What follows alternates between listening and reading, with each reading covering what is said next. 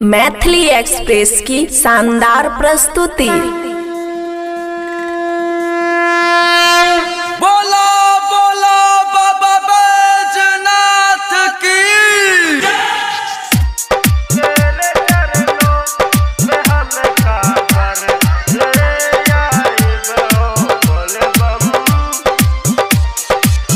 सुबह उठ बाबा चिलम चढ़ाए, सबन में बरसाई काबर सजाए। सुबह उठ बाबा चिलम चढ़ाए, सबन में बरसाई काबर सजाए।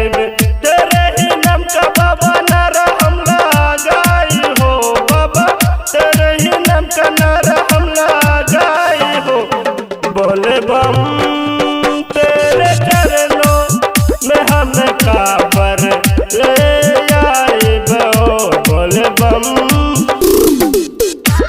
तेरे चरणों में हम काबर ले आए। डीजे सुमित सतीश रैना, डीजे सुमित सतीश रैना, डीजे सुमित सतीश रैना, तेरे चरण में बाबा जल भर लाई, तेरे चरण में बाबा जल हम चढ़ाए। तेरे चरण में बाबा जल भर लाई, तेरे चरण में बाबा जल हम चढ़ाए। तेरे कृपा से बाबा पूरा हो जाई हो, बाबा तेरे कृपा से पूरा हो जाई हो।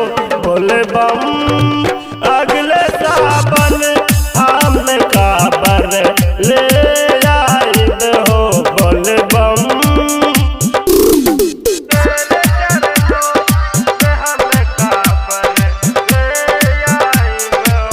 डीजे सुमित सतीश रैना, डीजे सुमित सतीश रैना, डीजे सुमित सतीश रैना, डीजे सुमित सतीश रैना। बाबा हम तोरा नाम का काबर ले आए, भैया भावेश के हम साथ ले आए।